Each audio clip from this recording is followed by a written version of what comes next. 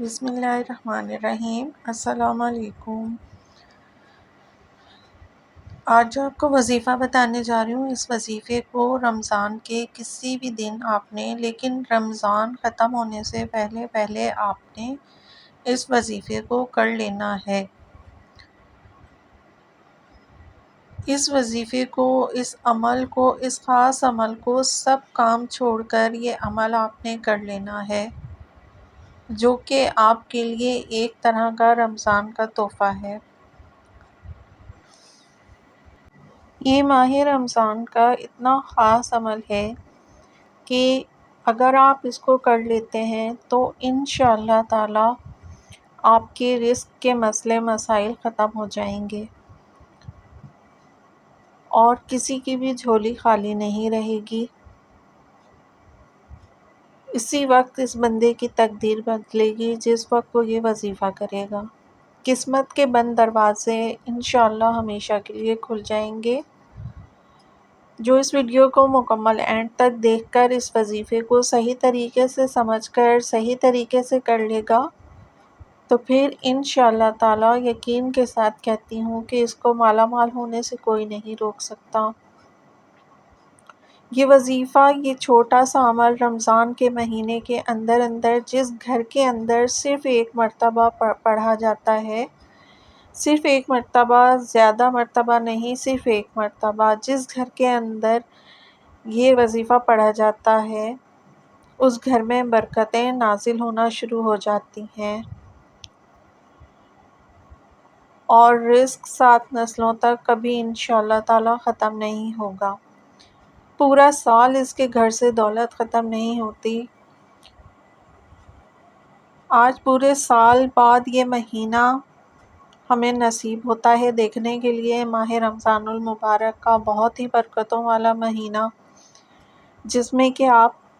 روزے کی حالت میں ویسے ہی اللہ سے دعا مانگے تو وہ آپ کی کوئی دعا رد نہیں کرتا۔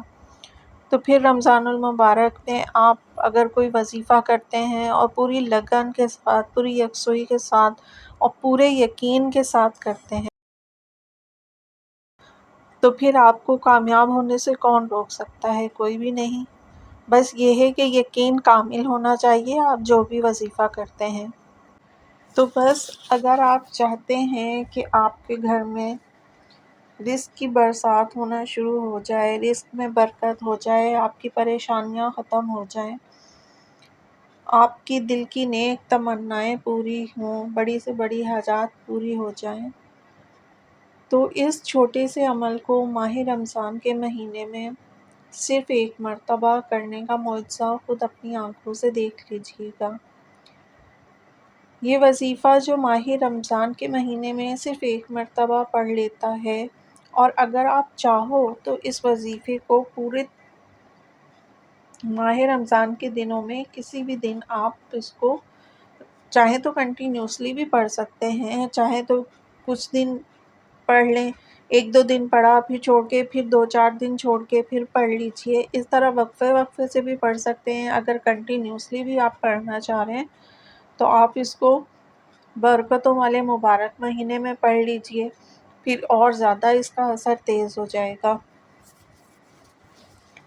اور اگر آپ اس کو مسلسل اس عمل کو کرتے ہیں تو آپ کو خود اندازہ لگا لیں کہ میرا رب آپ کو کتنی دولت، کتنی مال و دولت سے نوازے گا کہ آپ کے گھر کے اندر برکتیں ہی برکتیں، رحمتیں ہی رحمتیں نازل ہونا شروع ہو جائیں گی۔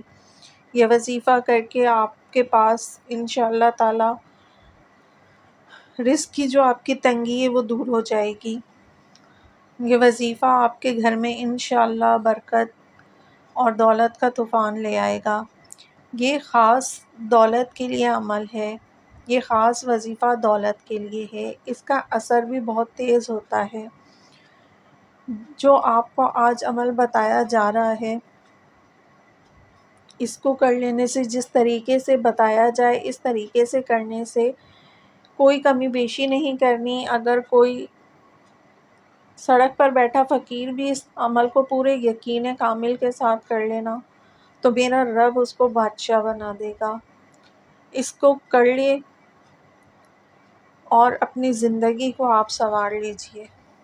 اگر آپ پریشانی والی زندگی سے جان چھڑانا چاہتے ہیں، غریبی والی زندگی سے جان چھڑانا چاہتے ہیں، آپ اپنی زندگی کو ہمیشہ کے لیے بدلنا چاہتے ہیں، اپنی بڑی بڑی حاجتوں کو پورا کروانا چاہتے ہیں، تو اس عمل کو ماہ رمضان میں لازمی کر لیجئے، کیونکہ جو آج ملے گا وہ پورے سال میں پھر نہیں ملنے والا، کیونکہ رمضان المبارک کا مہینہ ہے اور ظاہر ہے کہ سال میں ایک مرتبہ آتا ہے، اور اس میں آپ جتنی برکتیں، جتنی رحمتیں سمیٹ سکتے ہیں سمیٹ لیجئے۔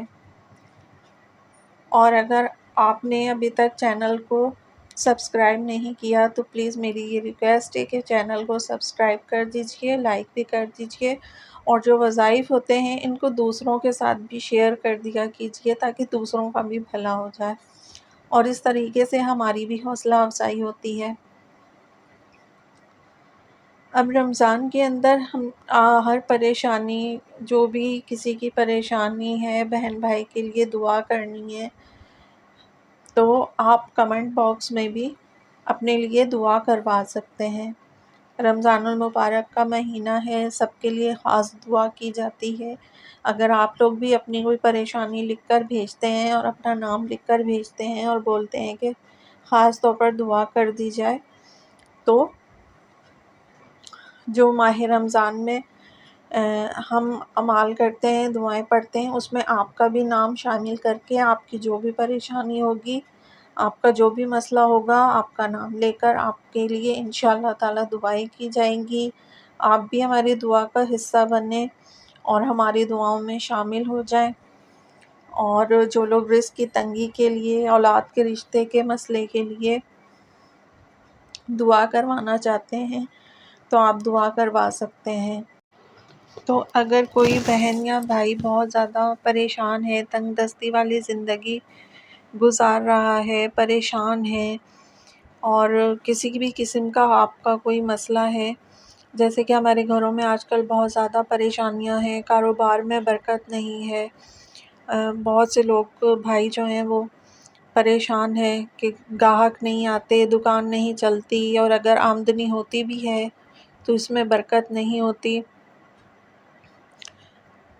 تو ایسے میں اگر آپ دعا کروانا چاہتے ہیں اپنے کسی بھی سلسلے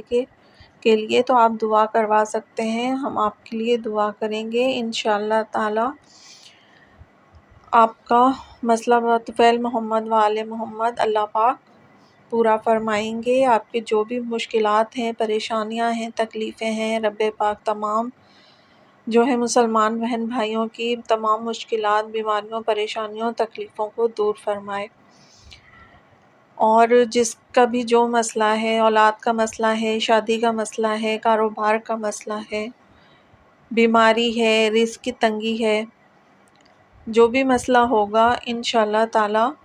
آپ اس ویڈیو کو جیسے ہی اینڈ تک دیکھ لیں گے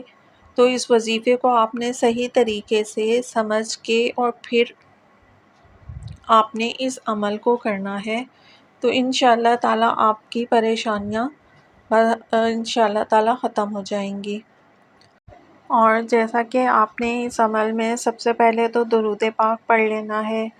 درود پاک کی تو فضیلت ہی اتنی ہے کہ اس کو تو بیان کرنے سے میں قاصر ہوں، کہ آپ صرف درود پاک ہی پڑھ لیتے ہیں تو آپ کے رزق کے، آپ کی جو بھی مسئلے مسائل ہیں، بیماریوں، تکلیفوں سے متعلق جو بھی، وہ صرف آپ اگر درود پاک کا عام طور پر ہی ورد کرتے رہتے ہیں، درود پاک پڑھتے رہتے ہیں، تو کئی مسئلے، کئی بیماریاں، کئی تکلیفیں تو آپ کی صرف درود پاک کی برکت سے ہی ختم ہو جاتی ہیں۔ تو اس عمل میں سب سے پہلے تو آپ نے 11 مرتبہ درود پاک پڑھ لینا ہے۔ اچھا، اس عمل کو آپ نے کسی بھی وقت کر لینا ہے، لیکن میں ریکمینڈ کروں گی کہ آپ اس عمل کو عشاء کے بعد کیجئے تو وہ زیادہ بہتر رہے گا، ورنہ آپ اس کو فجر میں بھی کر سکتے ہیں، عصر میں بھی کر سکتے ہیں، لیکن اگر عشاء کے بعد کریں تو زیادہ بہتر ہے۔ آپ نے 11 مرتبہ درود پاک پڑھ لینا ہے، جو بھی آپ کو آتا ہے، درود ابراہیمی ہے، درود خضرہ ہے، مختصر سا کوئی بھی درود پاک ہے،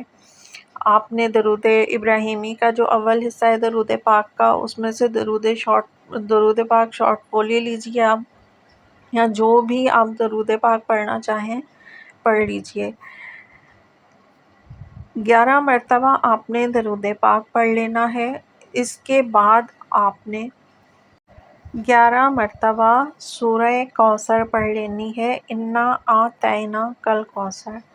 ٹھیک ہے۔ سورہ کوثر 11 مرتبہ آپ نے پورے خلوص، توجہ اور پورے دھیان کے ساتھ پڑھ لینی ہے، اور عمل کے دوران آپ نے کوشش کرنی ہے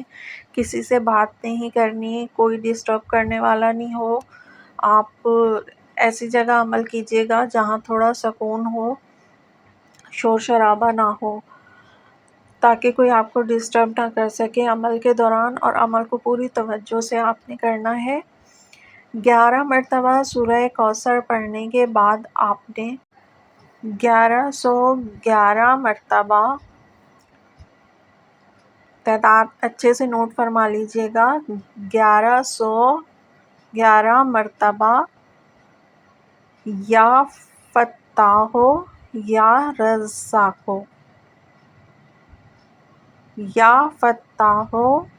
یا رزاقو کی تسبیح پڑھ لینی ہے،